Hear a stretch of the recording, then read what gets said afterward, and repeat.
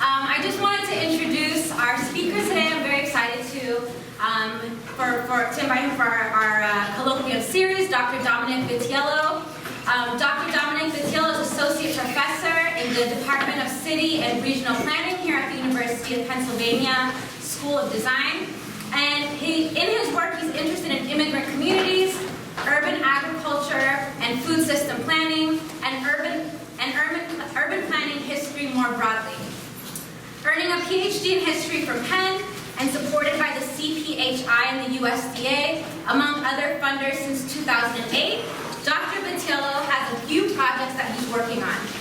His most recent project examines immigration and civil society in Philadelphia, which he explores in a book called The Sanctuary City, which is about Central American, Southeast Asian, Liberian, Arab, and Mexican immigration since the 70s.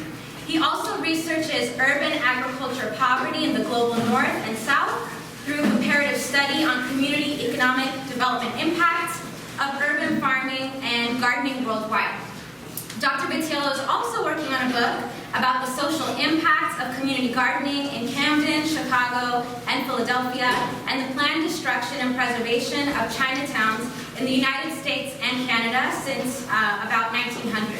So his talk today is called Everyday Urban Agriculture. Please join me in welcoming Professor Vitiello.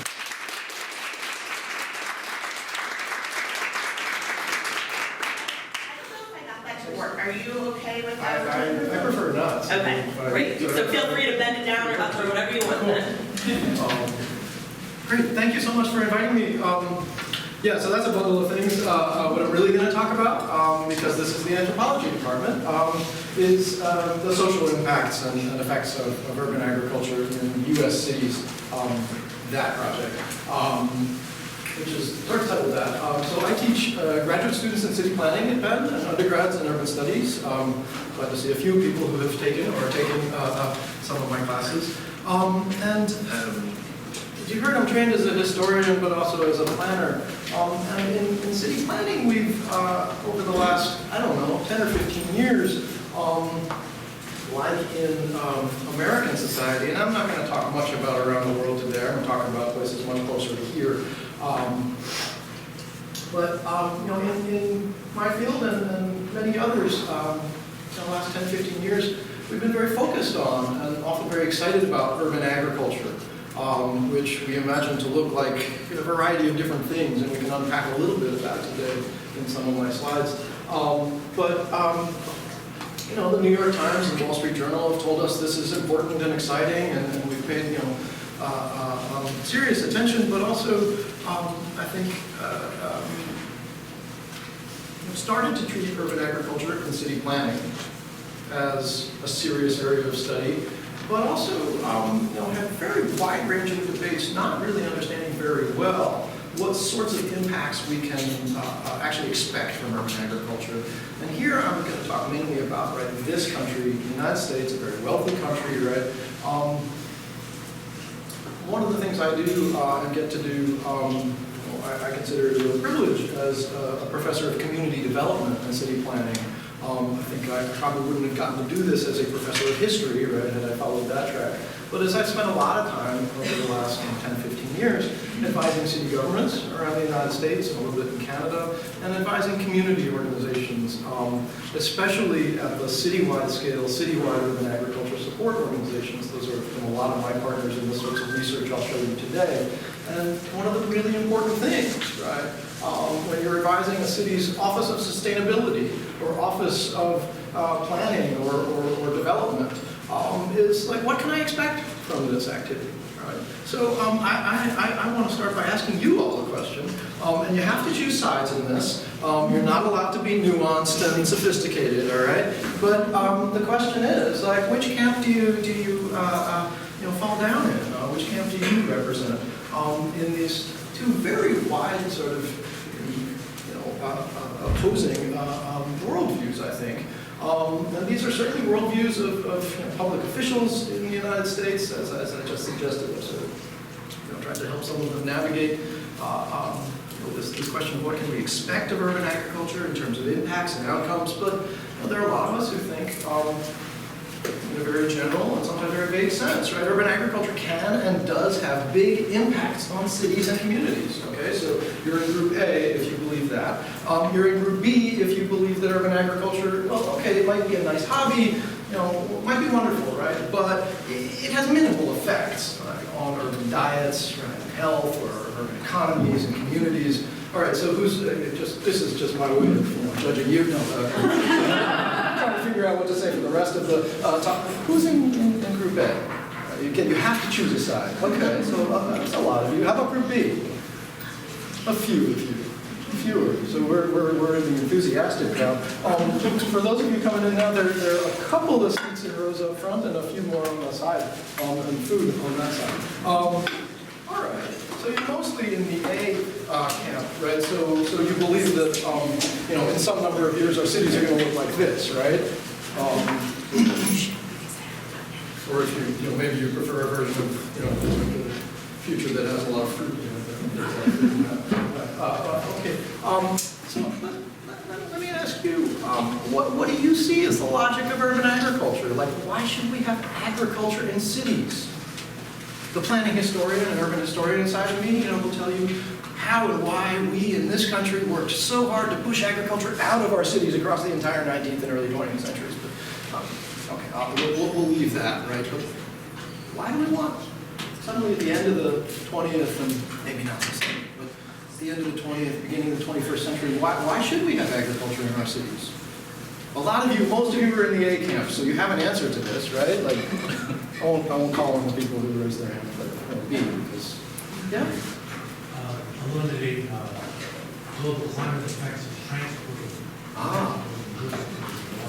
Okay, so put another way, in a sense, localizing our food supply and in many ways, combating climate change by reducing transportation and food miles, which many people have talked about, in recent years. Am I capturing your comment effectively? Yeah, what else? I would say the social relationships that come around urban agriculture and the educational opportunities. Okay, yeah, and some of that I'm already like telegraphing by telling you what I'm going to talk about, and so you know I agree with you, or something like that. Feel free to grab a seat here, a couple here. You're not going to want to sit for, ask me to talk for a long time, seriously. Okay, any other reasons? We've got really environmental reasons, some social impacts. What else? So that people see the process of where their food comes from. See the process of where their food comes from. Maybe that's also what you meant by education, right? Or part of the big bundle of things that could be educational impacts. Sure, what else? Tackling the problem of urban deserts, food deserts. So bringing more food to places that don't have many grocery stores, or grocery stores with what you, Svetlana, think is good food, right? Okay, like fruits and veg. Okay, what else? Decentralizing monopoly control over food production. Right. So not just making that more environmentally sustainable, but like you yourself controlling a portion of your food supply and production, as opposed to pick. Yeah, I was going to say that too, right? I think they're now called buyer, right? They're an even bigger company, right? Okay. Yes. What else? In the case of the farm and reduce the amount of wasteland. Reducing the amount of wasteland, and you're pointing to the Philadelphia wheat field in North Philadelphia as reducing waste. Be careful, right, when we talk about bulk crops that are worth very little money in the marketplace, when we have urban land, even in cities that have lost a lot of population, right? Sorry. Yes, it doesn't have to be wheat, but absolutely using what we call, may or may not always be vacant land, right? In cities like Philadelphia, Detroit, Cleveland that have a lot of open land where buildings used to stand. Yeah, what else? The logic we're mentioning here are all positive, but it's also associated with gentrification as urban greenery, as improving climates, it also pushes people out. It doesn't always bring people together. Okay, fine, but for some of us that's positive, right? Because there's still many people, maybe inside this room, but certainly outside of this room, who believe that a city like Philadelphia, not to mention a city like Detroit or Cleveland, which is in much worse economic shape, a city like Philadelphia still needs a lot more gentrification, meaning we need a lot more middle-class taxpayers, and yeah, urban agriculture in various forms does impact property values and help create the conditions for gentrification, absolutely. You didn't hear me come down on, I'm pro-gentrification, anti, right? I'm actually not really here to give that talk so much as to say that absolutely it has those effects. And some of us, and we break down in different ways, right, normatively on whether what we think of that. What else? Health benefits. Health benefits. You want to say like a couple more words about what sorts of health benefits you? It's healthy to work in the garden, in the urban garden. It's healthy to work. Because? It's good for your body, get exercise, and then potentially it cleans up the city a little bit, maybe helps with the air. I mean, I'm looking at a giant thing in Singapore, that potentially act as some kind of like lungs for the city, clean the air a little bit. And I don't know if that's actually real, but so, I would say the health benefits of working in a garden are real. Okay, so you identified sort of human physical health benefits, okay. And mental health benefits, yeah. What else? Oh, so as someone who formerly had a community garden on the south side of Chicago, there's also an idea that it's kind of eyes on the street, that there are a lot of people out working in the garden, and there's an awareness of what's happening in the community. Yeah, we didn't use this word, but I think you're talking about increasing safety. Is that a fair way to okay. Anything else? Yeah, y'all are asking a lot of urban agriculture, right? Okay. And in some ways, right, I think you're all right.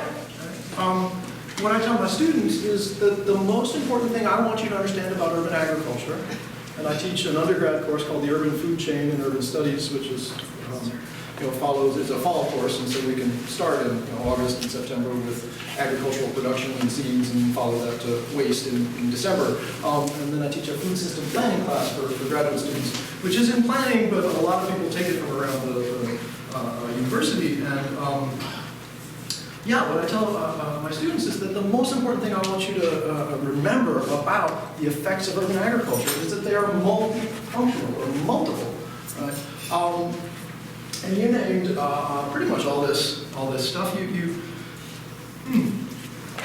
Maybe it's just sort of taken as a given in anthropology, right? That cultural production and preservation is, what you invite people to come talk about. No, I'm not sure I heard that one, but I think I heard pretty much everything else.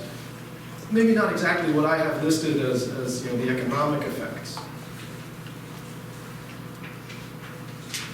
Most of the rest. And community food security, for those of you who are familiar with that term, is almost a synonym of food security. Food security meaning a sort of imagined state where everyone, either in the world or in a certain geography or community, has stable, reliable access to nutritionally adequate, culturally appropriate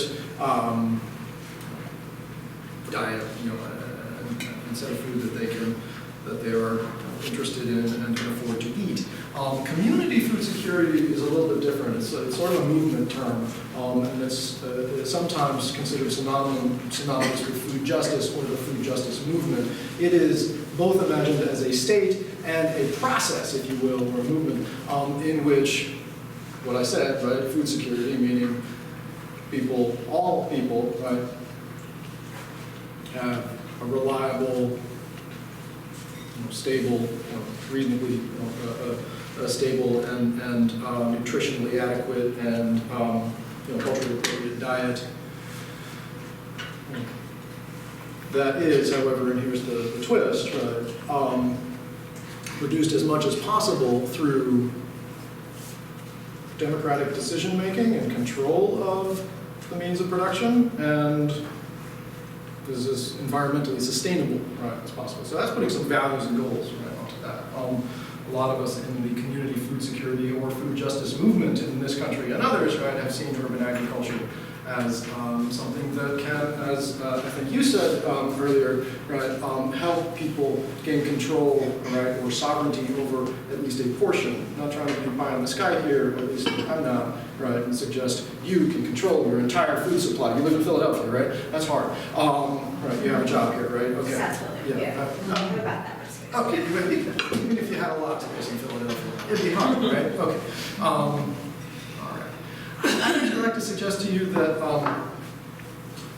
above the line, there's a lot more empirical evidence to support urban agriculture's impacts on mental health, much more than physical health. I'm not trying to deny these things, right? But there's a lot better evidence for much stronger effects. And these aren't necessarily ranked, you know, except for above and below the line. But I think there's tremendous evidence, right? Particularly from the field of leisure studies, that the mental health effects, or leisure and recreation studies, that the mental health effects of engaging in urban agriculture, doing it yourself, let's call it gardening, are incredibly powerful for people, much more so than, say, the physical health impacts. You know, your doctor will probably give you a mixed sort of review on how good it is for your body to garden, right, especially if you get into your 40s like me, and we'll talk about, you know, your back and your joints and like what other exercise you're doing. Okay. I'm going to talk mainly, most of my work is focused in these 3 bullet points with a bit of that as well. Right. I'm a community development professor. That's sort of the title I was hired for. And in community development, or community and economic development, that's the acronym we use for the concentration of city planning, in which I do most of my teaching. We're concerned about poverty alleviation, and we're concerned about local, meaning neighborhood and city scale economic development. A lot of what I've worked on is really trying to get empirical evidence through studying really like physically what people have harvested from community gardens and farms and quantifying it into pounds, dollars, if replacement value if you bought it somewhere else, right? Servings, sometimes nutritional density too. I think the servings and dollars are in some ways the most meaningful to people. But like, urban agriculture can feed cities, right? We've heard that a lot right, over the last 15 years in the media, from advocates, most of whom have no sense of, like, well, to what extent is urban agriculture feeding cities? And so a lot of this work that I started about 13, 14 years ago was to try to actually quantify, okay, how much are community gardeners and urban farmers producing? How does it compare to other food streams, right, that cities depend upon? I've done a little bit of work with food banks, right, food relief or emergency food organizations in the United States, across the United States, trying to understand the extent to which they are connecting with or involved in local agriculture, partly to change the mix of foods that they distribute. If you know about the foods distributed from food banks, you think cans and boxes and preservatives and shelf-stable stuff that, like, you know, your nutritionist will tell you isn't that good for you, right? So question, how much produce is getting into, also, we didn't end up quantifying this, but how much fresh meat, too, is going through food banks to really shift the mix of foods, but also what new roles are food banks playing in communities through this work connected to local agriculture. Some of it is not changing their role as a distributor of industry's mistakes, commodity surplus, benefiting industry in some ways as much or more than poor people. But some of it is changing food banks' relationships to communities and community food systems by becoming garden support organizations or engaging people living in poverty in training to be chefs or in learning to grow their own and cook things that they harvest, right?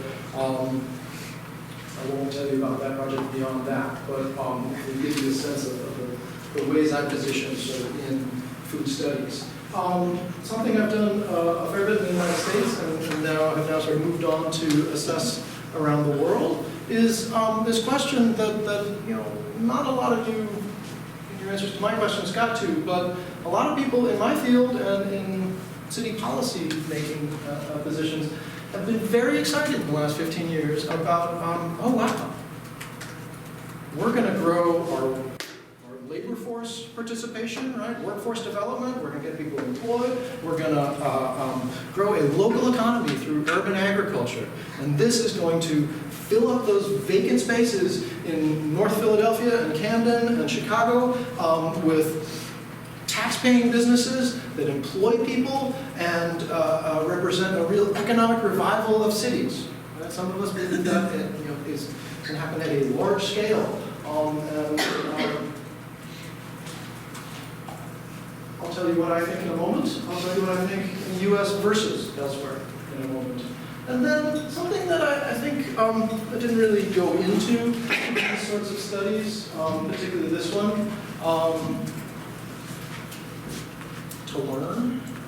But it's one of those things that, those of you who've done like multi-year research in something often learn a lot about something that's very adjacent to, or critical to, integral to what you're studying, but it's not what you need to answer, right? But what I'm going to tell you most about is what my colleagues and I have learned about the social impacts of particularly community gardening, by far the largest form of urban agriculture in the United States, involving way more people, producing way more food than any other form of urban agriculture, is home-based gardening. It's very hard to study. I've done a little bit of that, but community gardening, if we're talking about the public realm, is really the biggest part of that. And I'm going to talk mostly about the variety of social impacts that we've learned about through that.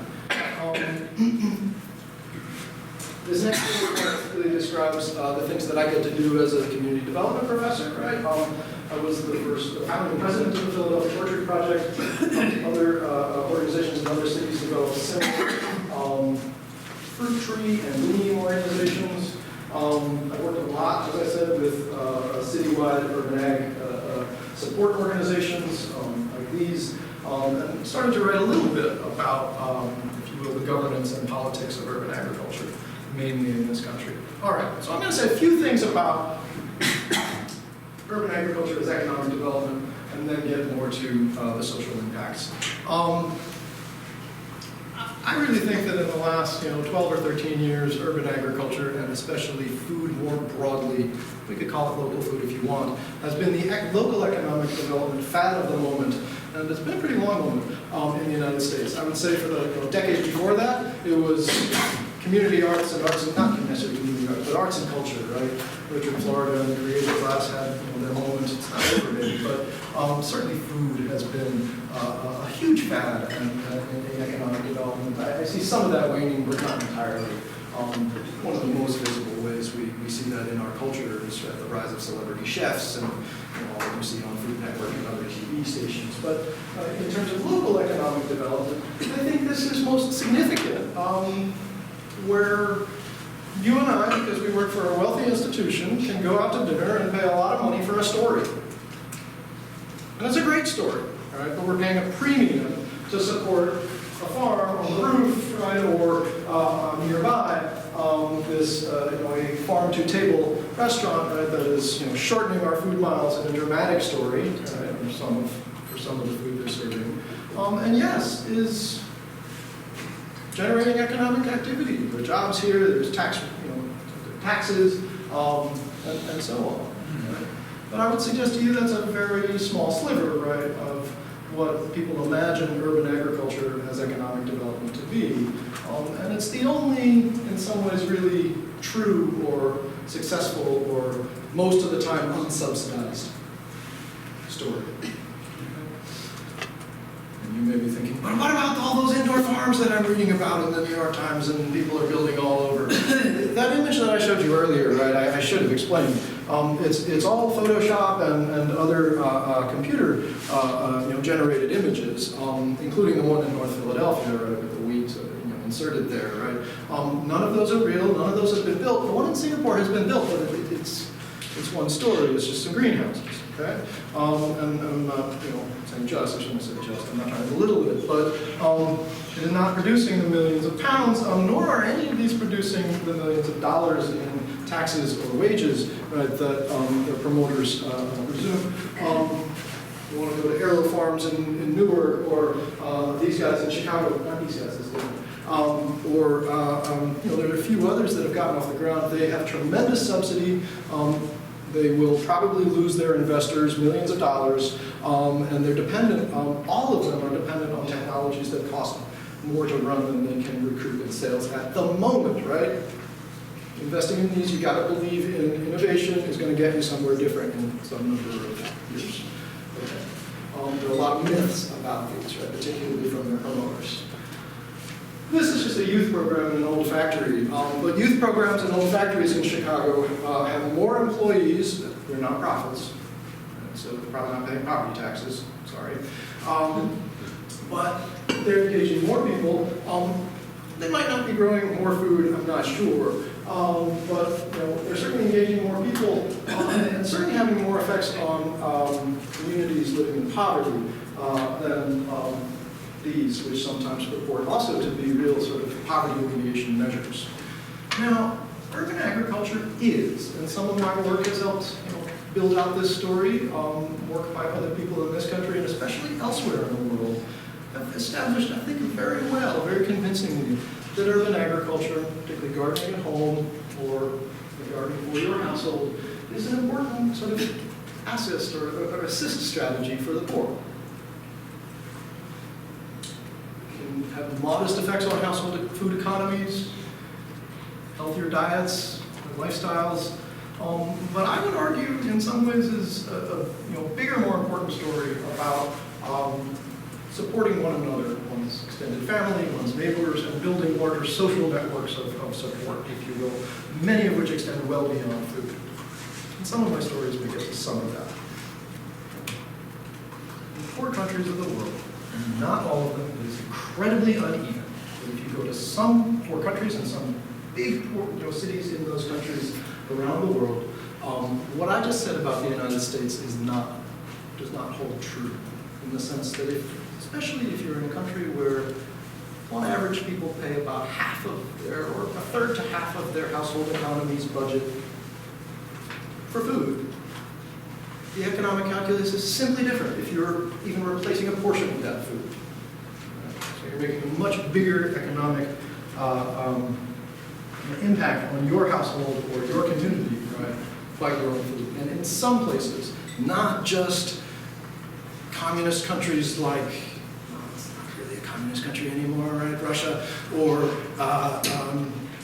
Cuba, which still is, right? People know those, cases, particularly Cuba, how it developed, massive scale urban agriculture to feed the country after the USSR collapsed, and its supply of essentially the inputs to its industrial food system went away overnight.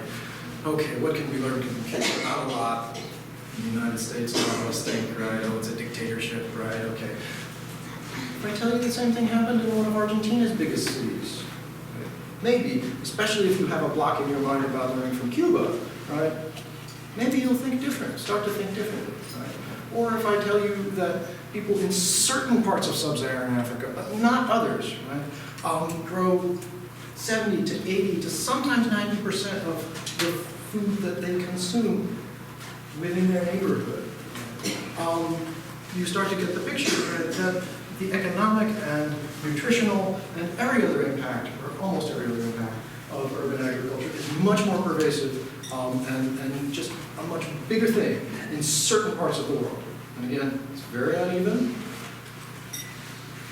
I also love showing this slide for my colleagues at the Resource Centers for Urban Agriculture and Food Security, because it gives you the sense that urban agriculture looks different in different places, right? And it involves not just the sorts of things, the sorts of vegetables that most of us are used to, but animals as well. And sometimes it happens at a very large scale, right, as you see on the right. And I think urban agriculture, right, I know urban agriculture is a really important practice promoted in the field of international development or community development in poor countries of the world. And a lot of that work is about getting people to market, right, or getting food to market. When people in this space talk about urban agriculture, they don't just mean growing food, but they mean the production, processing, and distribution of food is what urban and peri-urban edge of the city agriculture is. But in wealthy countries like the United States, right, urban agriculture just isn't that great for what I like to call first-order economic development, meaning what your municipal and state and county economic development authorities are after. They're after private sector companies, whether recruiting them or retaining them, with well-paying jobs with benefits, all of which generates tax rateables, sometimes on their wages, right, for the local jurisdiction, right? Usually also through property taxes and such, right? And urban agriculture just isn't delivering that. It's very hard to, well, it's not just hard to make a living as an urban farmer purely for profit, it's hard to make a living as a farmer in this country, even with large subsidies coming from the federal government. So, got my little question. How many rural farmers have one job anyway? Does anybody know? More or less than half? Less than half, right? Or can you make it just as a farmer, right? So why should we expect anybody to make it in like for-profit urban agriculture, usually where land values and cost of living are much higher in cities than in rural areas, right? Okay. But supplemental income, right? If that's not your only income, great, fine. I think we've seen some, not huge and widely pervasive, but quite positive effects of urban agriculture being a really, too many puns, but a really productive and positive sort of activity for people engaged in workforce integration, right? Integrating groups of people who are often very hard to integrate into the mainstream workforce. Urban agriculture programs, not training people to work in agriculture, but more on landscaping, tree work, food service, have had a lot of success, including dramatic success, preventing recidivism, really, great effects of integrating people into the workforce. And I'd say actually, urban agriculture has been tremendously important for integrating women into the formal workforce in poorer countries. Not as much. And then social enterprise. If social enterprise, for those of you who are old enough like me, means what philanthropy branded it as 15, 20 years ago, meaning asking and expecting that nonprofits will generate some of their own revenue. Urban agriculture has actually had much greater success at that than most things that the nonprofit sector has tried to sell in this country. Right? So, and then there are nonprofit jobs. It may not be exactly what your city commerce department or economic development authority is after, but they're substantial jobs. And then finally, there are a lot of youth and urban ag programs in this city and many others in the United States.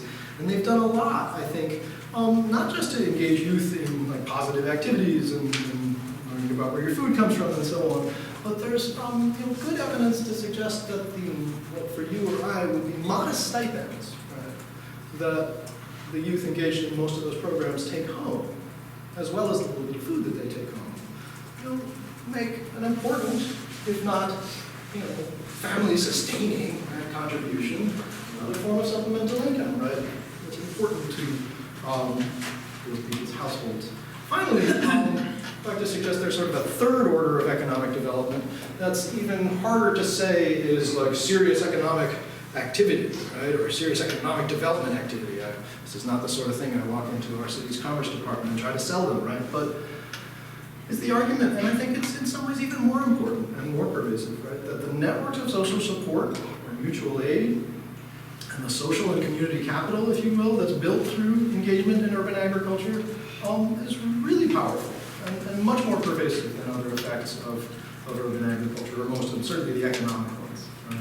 So I want to talk a little bit about what I call everyday urban agriculture, which is not the nice story you read in the New York Times about the farm in Brooklyn or in South Philadelphia that is transforming its neighborhood and becoming a new model of how we might farm and develop new businesses in the city, but is a much more common, it's partly why I'm calling it every day, activity of community gardening, right? As I said earlier, in terms of public space, right?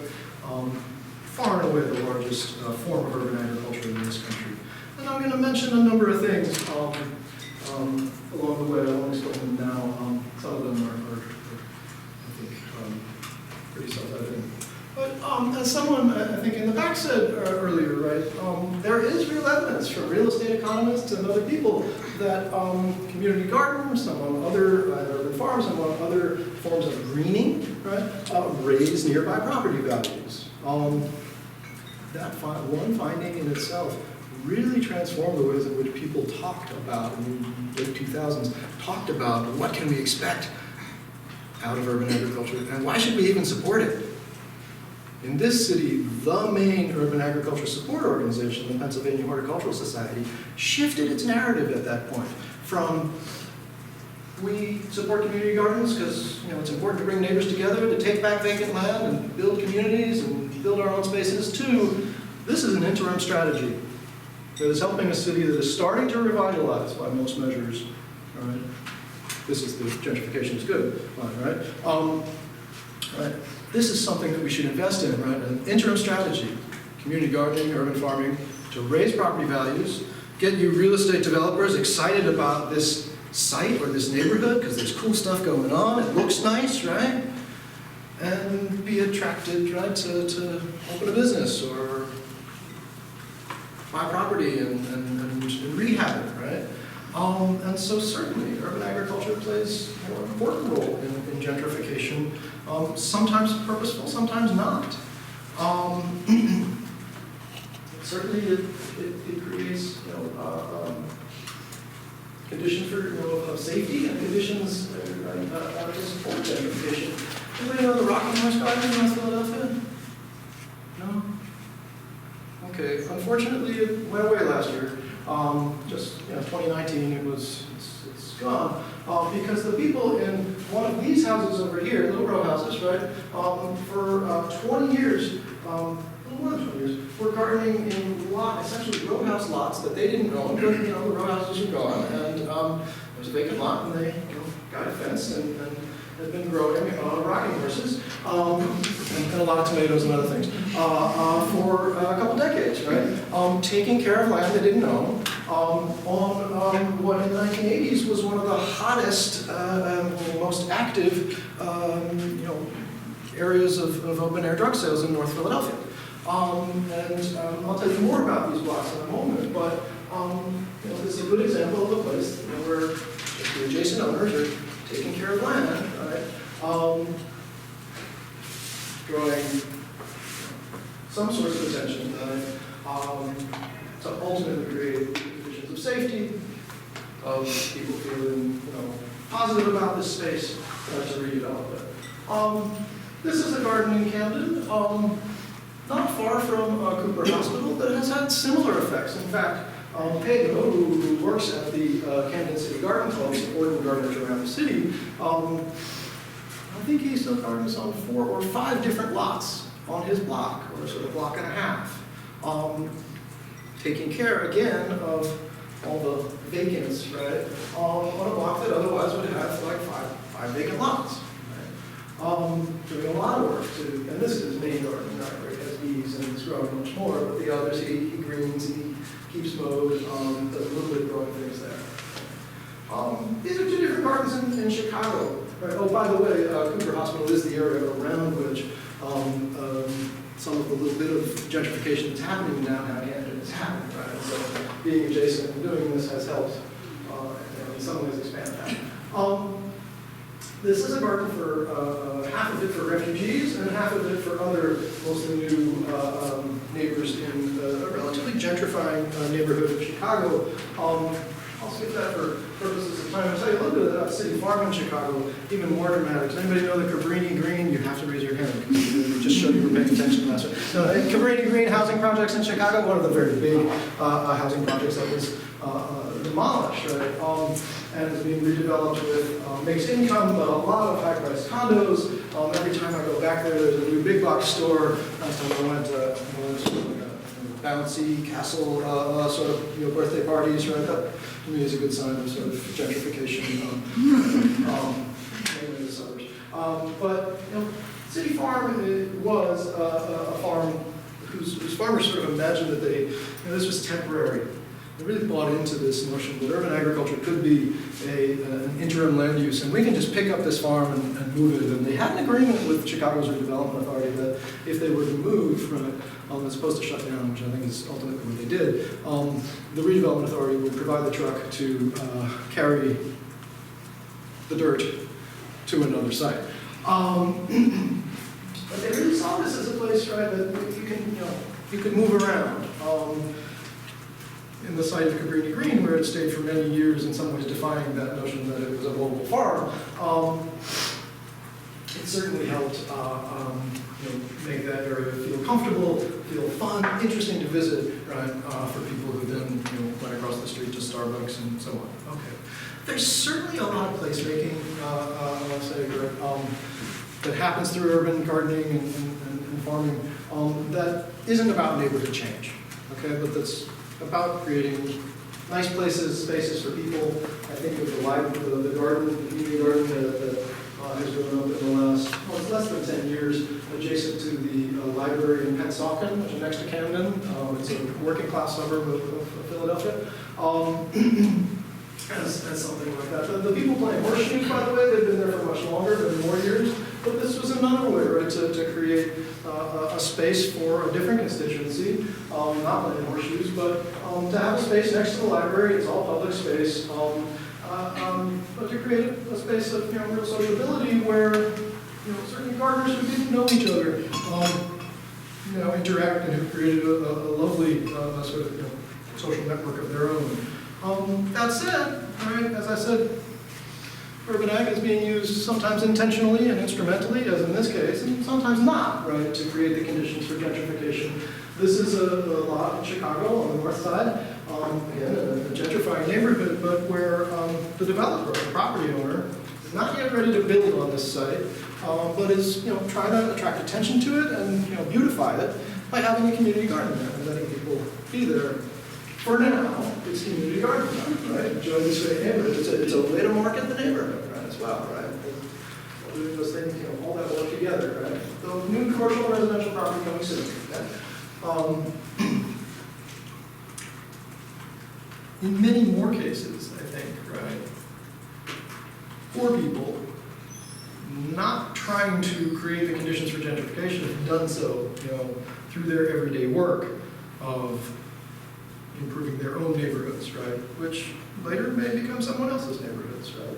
This is one of the most famous examples in Philadelphia. I can tell you these stories in Camden, in Chicago, and other cities, right? Where this is just the next block down from the Rocking Horse Garden, where once, 35 years ago, people were selling crack cocaine and heroin and also street walking, right? It was a very active drug block. A group of neighbors doing what neighborly anti-drug groups do, like stand on corners with candles and take up space and call the cops on people and be persistent. Ultimately inspired a major law enforcement sting with multiple federal agencies to come in and take, forget if it's 25 or 30 men from this block off to federal prison. And suddenly the people, especially the women, right, who've been advocating to push drug activity off these blocks, had an opportunity to create a community garden. And did so with the help of Penn State Agricultural Extension and the Pennsylvania Horticultural Society and many others.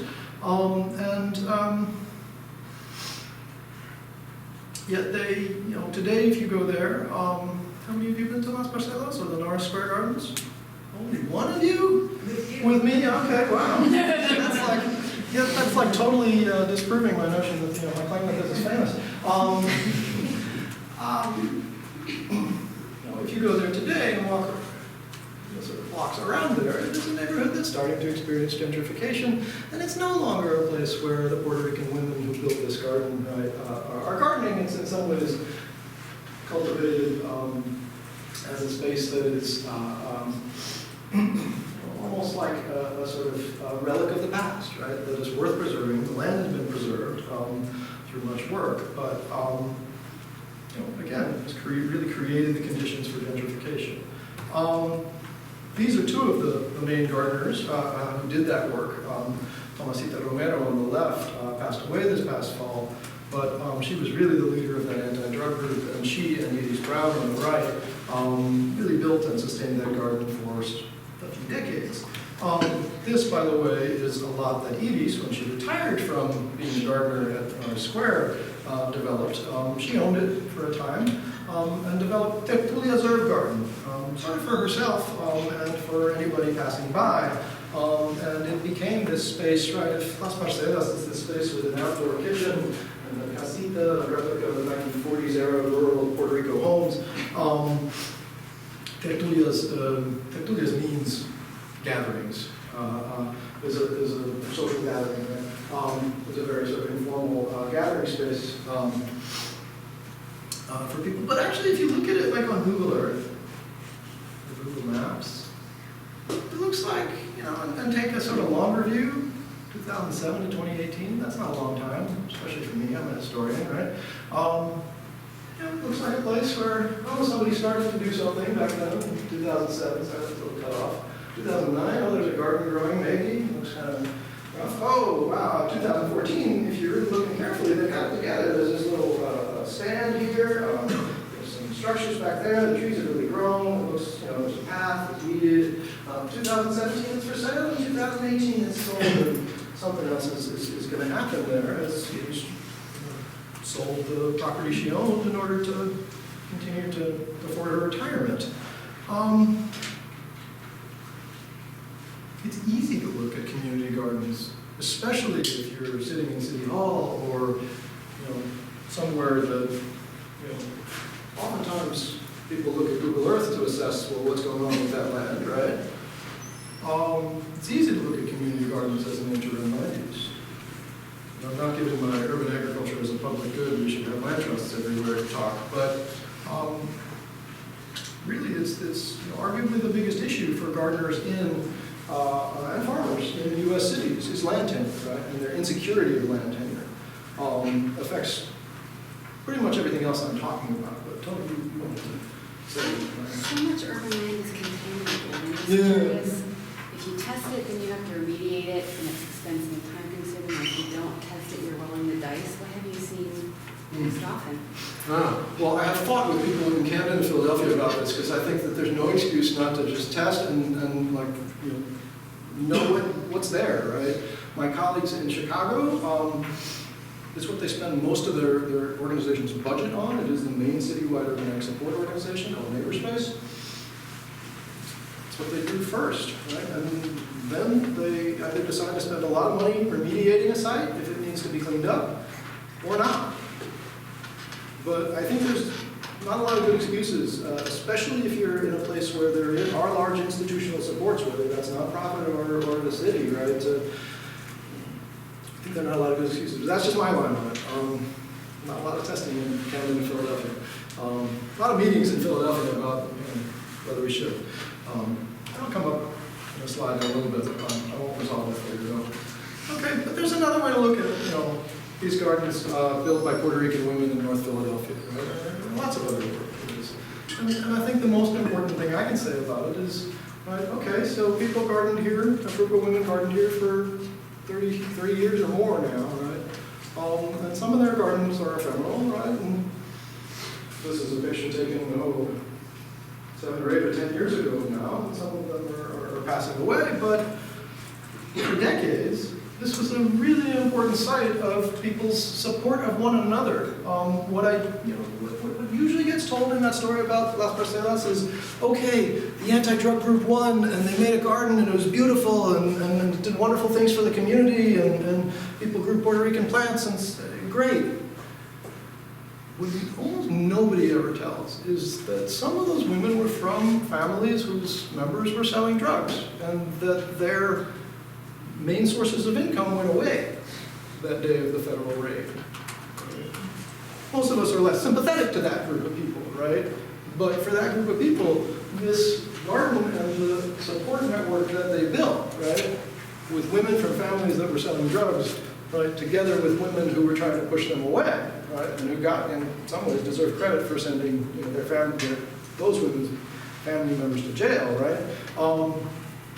They built a network of mutual support in which they certainly grew a lot together, they cooked together, they sewed together, they coped with poverty in many ways together.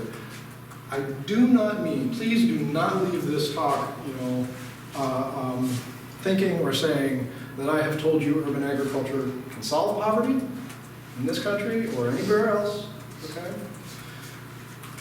I see urban agriculture as one of the many ways that people employ or deploy, as one of the many in themselves inadequate ways that people cope with poverty, or if we want to talk in terms of food, hunger, right? And tertulias similarly, right? This is what tertulias really means, is gatherings, right? In a sense, building and sustaining your social network, in part through the food that you share. But tertulias also, right? I told you, it's an herb garden.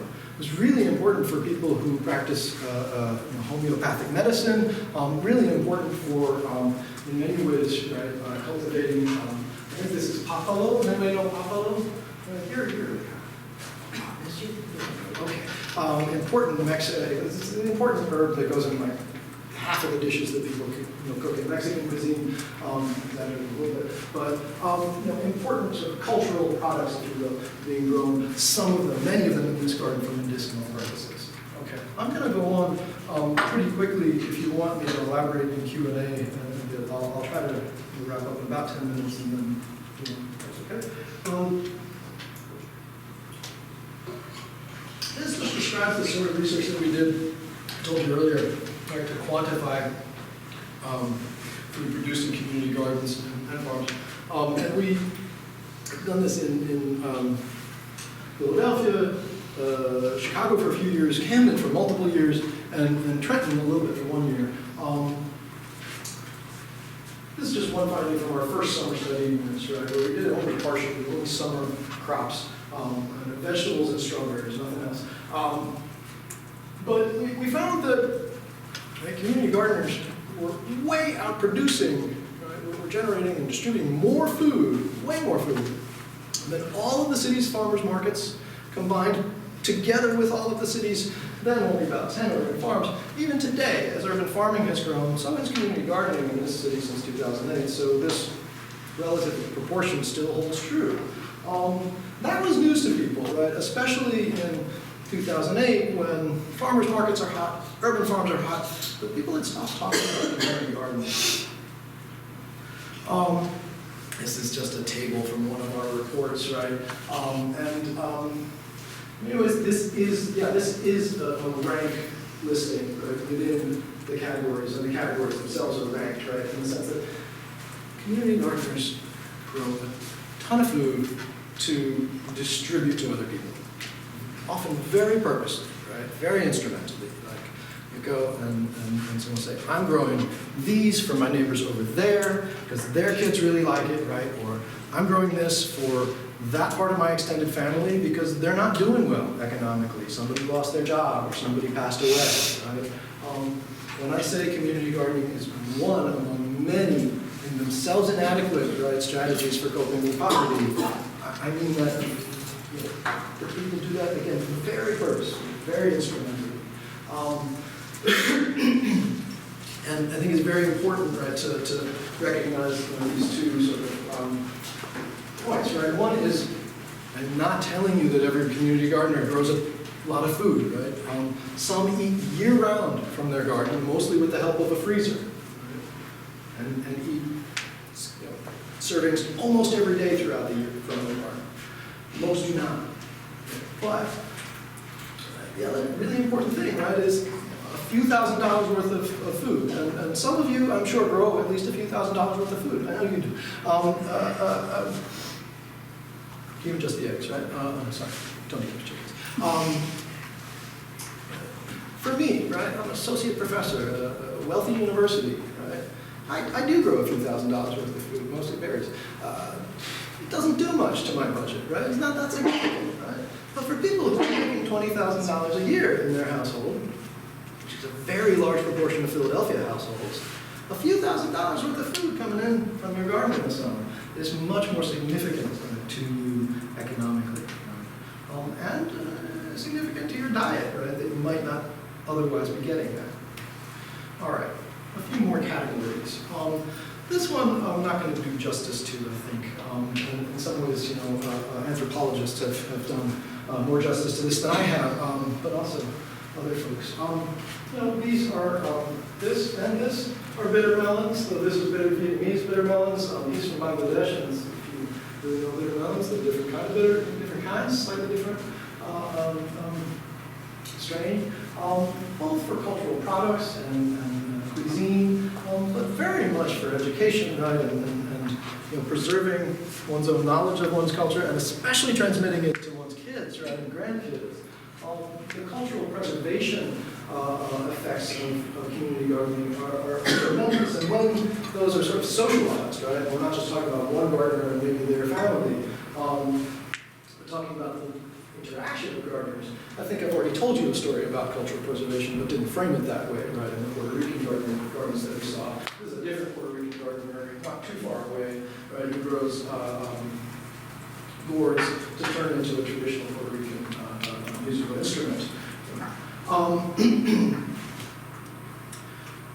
This is the largest garden in Camden by production, by food production. It's run by a Vietnamese organization called Viet Lead. I'll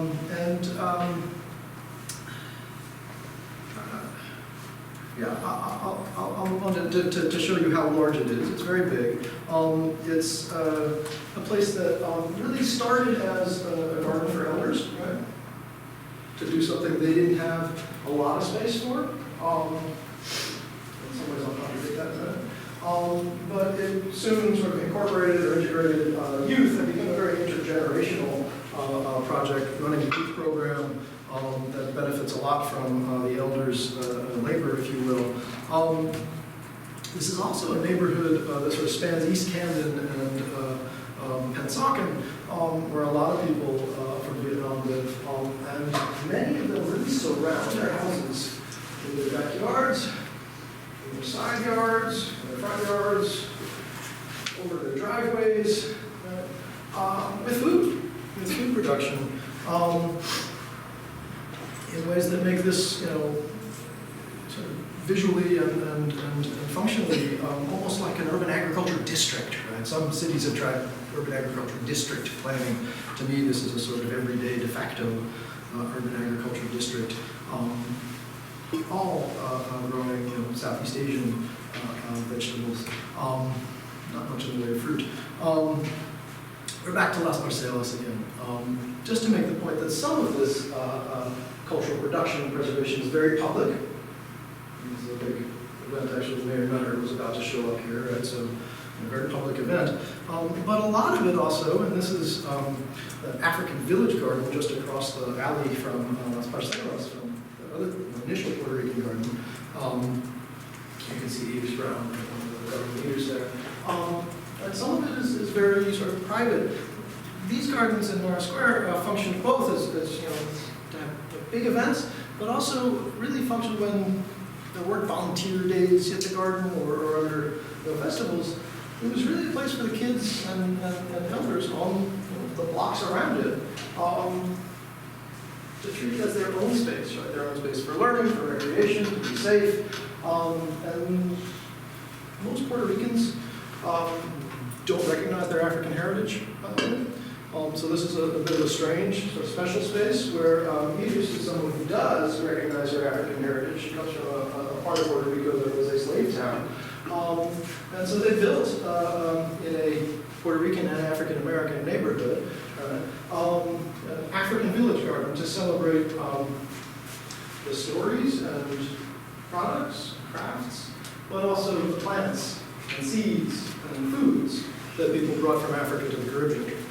Okay, second to last chapter. Harm reduction. Who knows that term? Okay. If you know that term, you probably associate it with hard drug users and attempts to limit the harm, this is its definition in those circles, to limit the harm that people do to themselves, particularly when they're intravenous users of heroin, and to limit the harm that people do to people or communities around them. I borrowed this term to use it a little bit more broadly, but in that sense, without the heroin necessarily. Well, this garden on the south side of Camden is a place that really was created to welcome streetwalkers, right? Women selling their bodies as prostitutes, right, on the street in one of Camden's major heroin markets, the waterfront south of it, if you know. This is, by the way, a lead brick pizza oven. Right, I think it was Friday, every Friday, people made pizza here. And it was a space where the gardener, affiliated with the church, which owned this property, would invite streetwalkers in, right? And it meant to be a place, right, where people could be away from people heckling them, be away from drug sales, and to be a safe, green space where people could eat together. And maybe take a break. And not necessarily stop sex work or drug sales and use, but limit the harm that people do to themselves and people around them. This is a guy who gave me and my research assistant the most wonderful tour of this garden. And the whole time we were totally perplexed as to whether this was his garden or not. But by the end of that, we realized it didn't matter. No, he didn't have a plot. He didn't garden there, if garden means like grow something, right? Plants. It was a place where the gardeners there allowed him to be. And so it was a place, he could be, but mainly a place he could be to drink alcohol. Because, as he explained to us, the people over there in the neighborhood, and the spaces where people drink in the neighborhood, people aren't that nice to each other. And it's not as nice for him, in his view, a place just to be and to sit. And he's much more at peace in this space and doesn't get into arguments with other people. This is back to, in some ways, a more institutional approach. And I think what you've seen across my talk is more institutionalized, right, or programmed places and spaces, and then places that are much more, for lack of a better term, informal, right, or non-institutionalized. This is a place that is a drug rehab and recovery and prison reentry program. In the building, they started a garden. The First Lady at Chicago, Michelle Obama, First Lady Community Vegetable Garden. She was into that, did a lot of promoting it. They did hard to create a seed catalog, seed shortage one spring. Anybody remember that? No? Okay. They're doing much more programmed interventions, right, that we could call harm reduction, trying to prevent recidivism, trying to get people into what they see as positive activities. This is one street in Camden, actually 3 blocks of it. These guys, and this guy, are neighbors, and garden these spaces, essentially another situation where a group of neighbors, instead of an individual, as I described earlier, are taking care of every vacant lot on 2 blocks. And they've adopted those lots from the city of Camden, which has a pretty good adopt-a-lot program. Better than Philadelphia.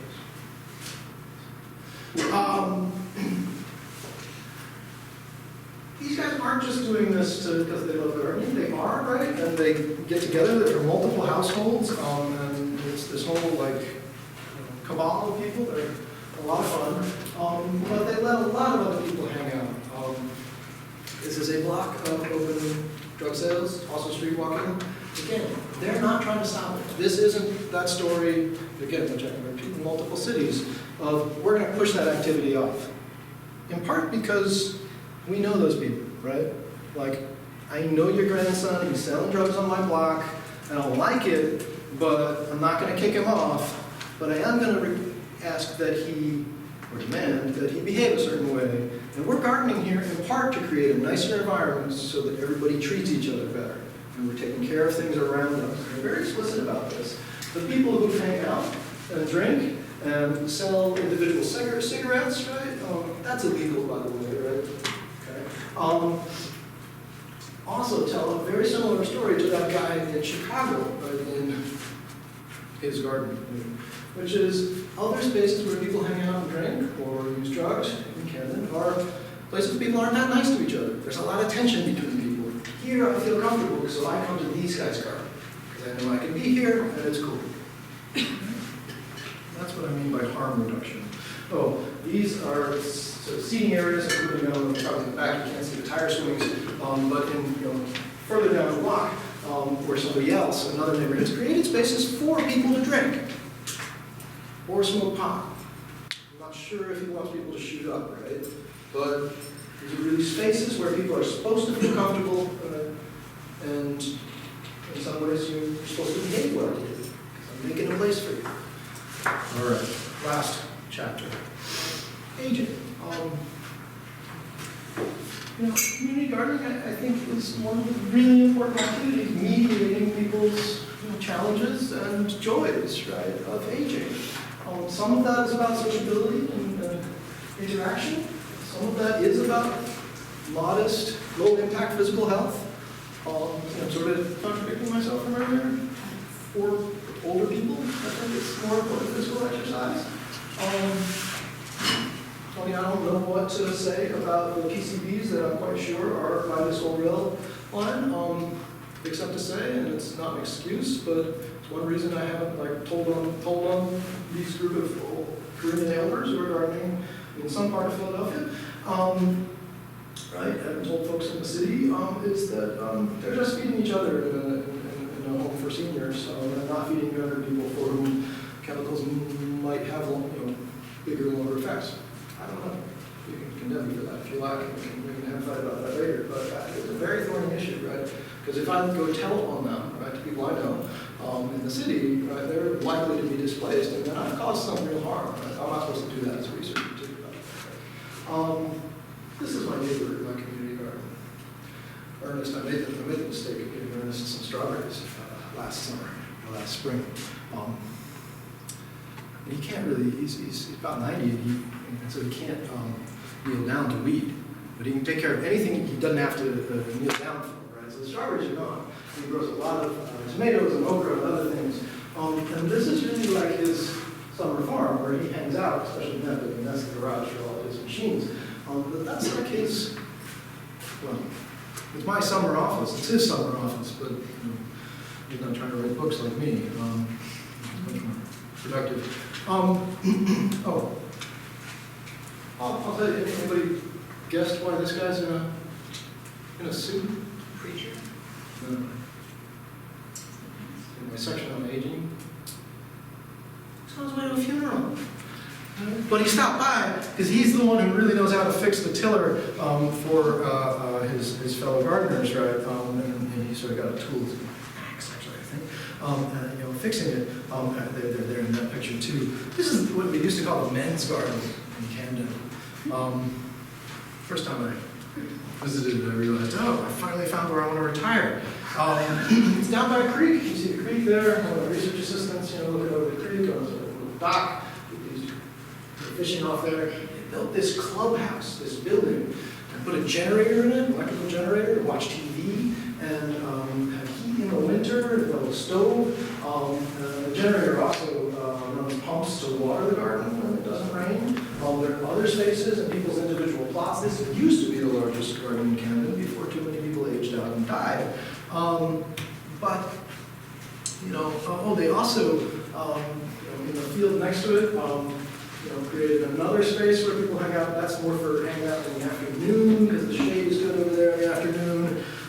But then some strange things happened, and I couldn't really call it the men's garden anymore, because Joe started gardening with Jackie, and then he started gardening with, well, a few women showed up, right? I suggested we call it the Lakeshore Drive Garden now. But it became a place, right, particularly as that social network of men fell apart, as people died, mostly, right? At the point to which people have cancer in these folks, right? But it became a place that started to integrate other folks, and became a different place of sociability, particularly, in some ways intergenerationally, right? Connecting with younger to middle-aged women who started to take over some plots, but who also just started to offer, the social scene that was disappearing. And I would suggest to you that, that intergenerational interaction can look like many different things. I would suggest to you that actually these guys are different generations. And there are lots of, maybe not lots, there are a number of wonderful sort of intergenerational programs, but this also happens sort of in a very everyday, sort of informal way. I thought it was only fair, since I've already shown you a good number of pictures of my garden, to show you where I garden, partly to stress to you that some of this happens at a very large scale. Okay? I garden there. It's a little more than 5 acres. Ernest plots all of that. There's my plot. The rest of it is a 76-acre hay farm and pasture land that Fairmount Park owns for and leases to our agricultural high school in the city. We grow lots of food. There's a large-scale flower farmer there. It's lovely to visit, and it's public space, right? Fairmount Park. This is October, I think. But, of course, we especially do our relationships. I have one really crass advertisement, which is if you're really interested in getting involved in urban agriculture in Philadelphia, but don't want your own community garden plot or don't want to take that on or something, check out the Philadelphia Orchard Project. It's a really easy way to get involved. And I know I've gone over time. Thank you so much for your questions, your comments.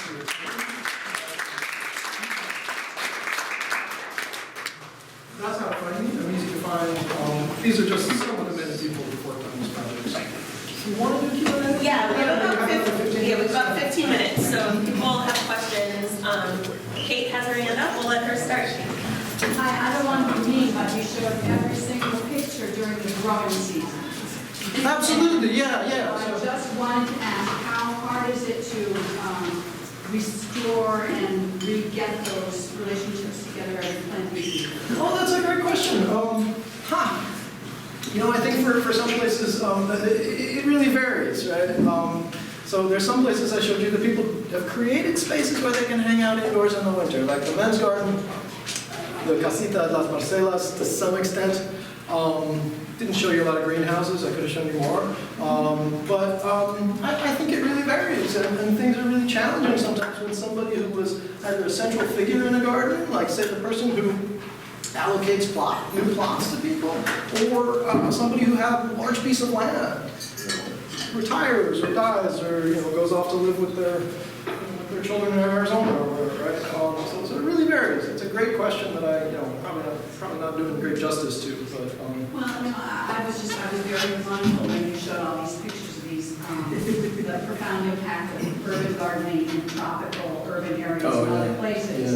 And it just can't have that impact here in terms of food production because of the seasonality of it. The maintaining of the social relationships is just as important. Yeah, well, I can tell you, stories about texting and phone calls and other places people get together, that would also, be another part of that answer. I would, however, say that, while growing season explains a lot of possibilities in how much food you can grow for your household, a place like Russia, is one of the places that sort of contradicts that, if you will, as people grow 90% of the potatoes that they consume. It's a very staple crop in Russia.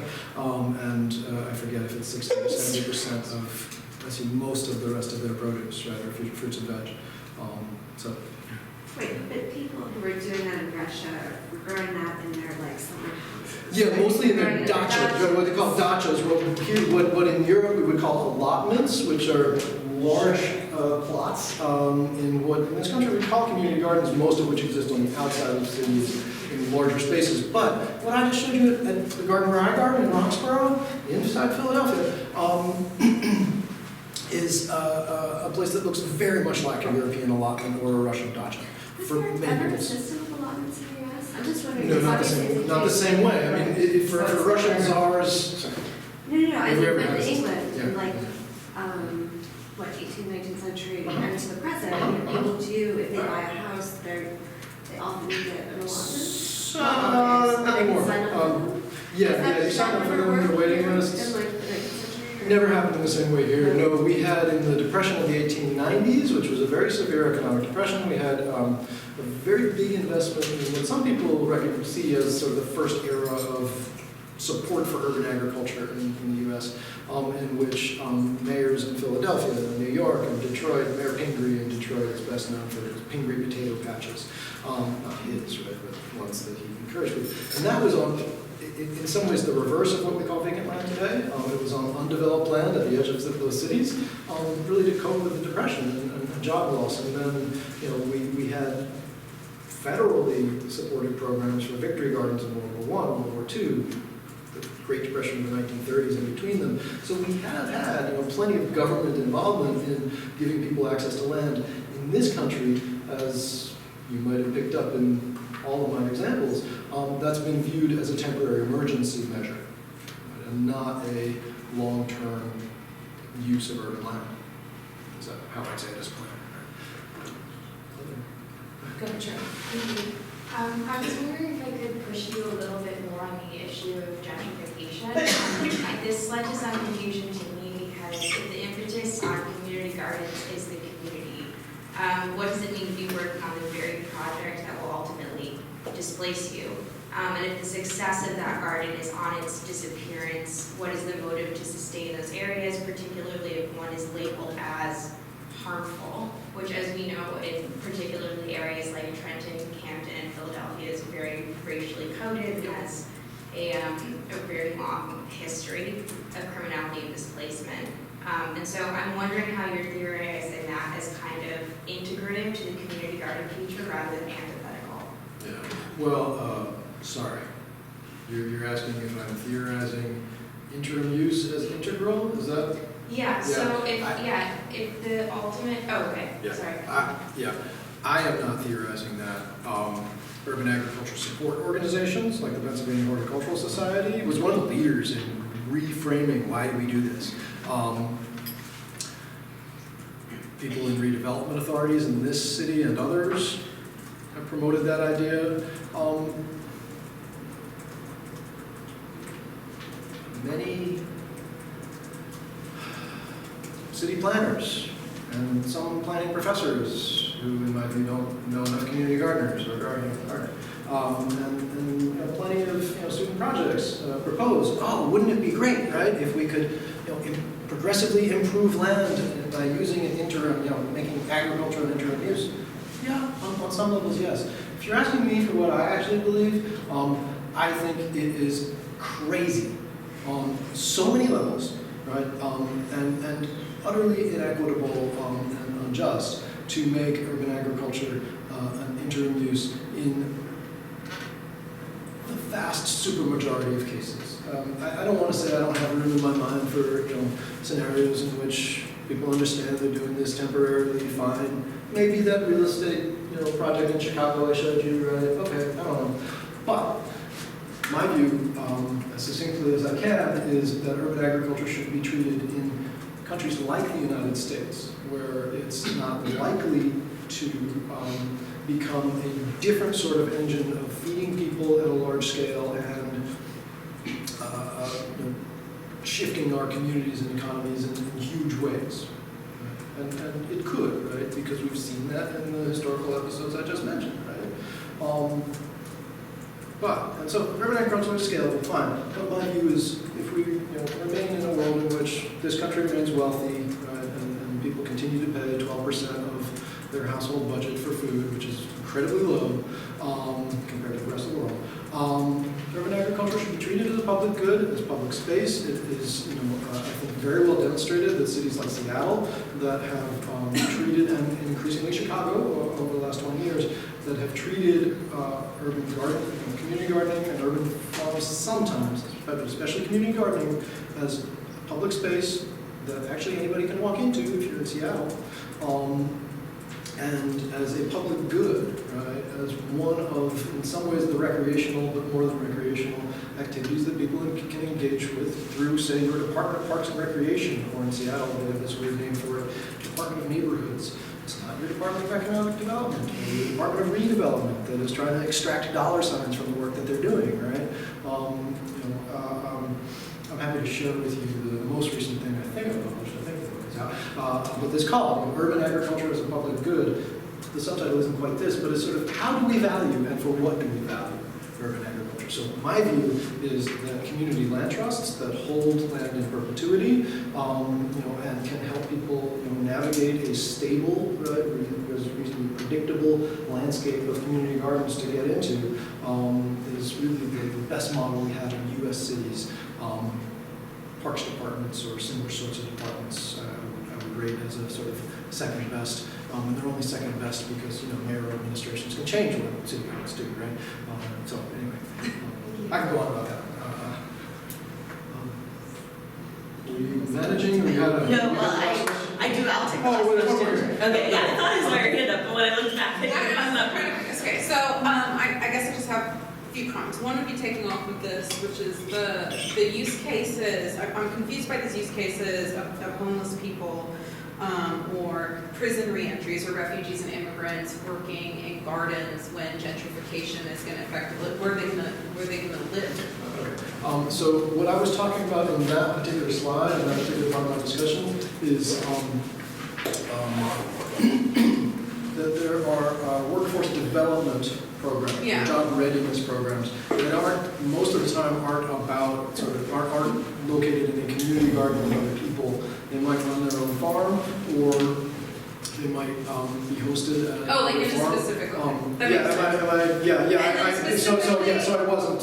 Right, and then specifically in Philadelphia, taking off this question, but just going to the specificity of the kind of environmental racism and the toxicity of the soil and the way that geographically is mapped unevenly across the city. I'm really interested in seeing a nuanced version of this that addresses that. So any kind of commentary you could have about that, because I am curious to think in a place where lead poisoning in children is 3 times that of Flint, and where the education about lead poisoning is notoriously poor and children are only tagged if they have extremely high levels of lead, how any discussion of consuming food from the soil can, where does that intersect? Yeah, no, I mean, that as you heard me earlier say, I've really fought with people in Philadelphia about this. I think the city in particular, which owns so much land, including a lot of land under community gardens, has a real responsibility. It's sort of falling down on. The one way I would go with this question is finding most forms of contamination that we find in a city like Philadelphia doesn't mean that you have to displace somebody. Back in the 1980s in New York, when people were starting a lot of community gardens around the city on similarly contaminated lots, what everybody seemed to know was that, and there may be some huge risks in this, all you got to do is get a shower curtain, lay it down, and then build your raised bed. Maybe you want to do more, but certainly there are ways to garden safely on sites that are contaminated. If people are aware that their soil is toxic. That's and the right. cost of testing is, of course, is significant, and the cost of remediation is really significant. But I think there have been some sort of positive projects. None of them are like ongoing systems, and so I mean, you've already sort of heard me argue there should be real systems for this in place. And I don't care if the city runs it or the citywide urban agriculture support organization that is. Most cities are nonprofit, but am I answering your question, or I'm not sure? The other The other thing, if your question is very specific to Philadelphia, as part of it I think is, that really, that matters to me, and that I've spent a lot of time both sort of supporting certain people in city government and arguing with other people in city government about, is we have a park system, or a parks and recreation system that covers 13 or 14% of our total land area. I forget what the number became after Parks and Recreation merged. The largest part of our food production in community gardens is on gardens like mine, like the one where I garden. And Benjamin Rush State Park at the northeast corner of the city, my garden's in the northwest corner of the city, on parkland, most of which was agricultural and has been agricultural for maybe, for as long as, Europeans have lived here, right? And so there's a lot of land in this city that is not so problematic and that people have pretty decent access to. I'm not suggesting anybody goes to the corners of the cities so much as, again, as part of treating urban agriculture as a public good, we think about biggest areas of public space, right, which is our parkland. And think about where is agriculture there? There's a big answer to that, there's a lot. And where could agriculture be if we're looking for new places for community gardens, if that's a more specific answer. Yeah, one more. And then last question. It's the last. Just taking up on that last point, and just relating it to where I'm from, the Netherlands, and the idea that the kind of racial hierarchy or the racial project maps also onto allotment gardens.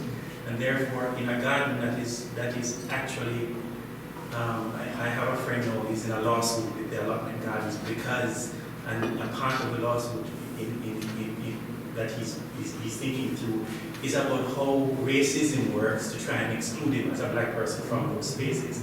So in as much as you suggest that there are spaces where people can go that are better, how does race play into restricting the possibilities for what access you have to different spaces? For example, if a garden is run by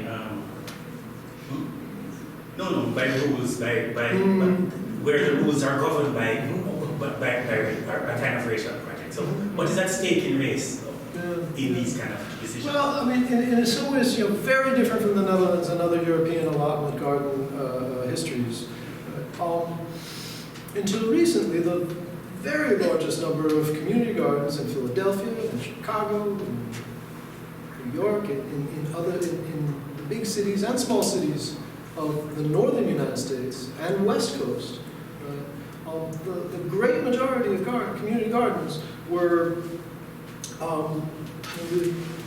started, developed, sustained by communities of color, especially people who came north and west in the second Great Migration of African Americans after World War II, in the Great Migration of Puerto Ricans just after World War II,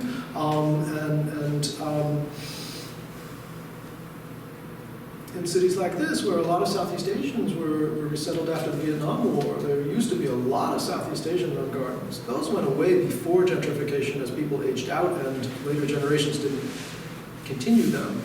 The African American and Puerto Rican gardens are, it's almost too obvious to say, right, in the path of gentrification when they are closer to neighborhoods like downtown, right? And I think the most important part of my answer to your specific question is that in Philadelphia, unfortunately, unlike Chicago or some other cities, but in Philadelphia and New York to some extent, the community gardens that get preserved in the land trust, in the nonprofit land trust, are the ones that the white neighbors, most often, can raise the money to purchase and put in the land trust. And so the community gardens that are preserved in Philadelphia, which has a relatively weak land trust compared to other cities in the US, are mostly in downtown and the more gentrified neighborhoods around it. And then there are a few shining example sort of gardens that everybody likes to hold up as the African American garden that was preserved, right? But they are much fewer, right? And in terms of proportion and equity, in a sense, the exception proves, I don't want to say the rule, right? But the pattern. I could go on, glad to talk more, but you get the last question. Well, no, that's okay. We'll forego it. We got to get on to the road. Okay. So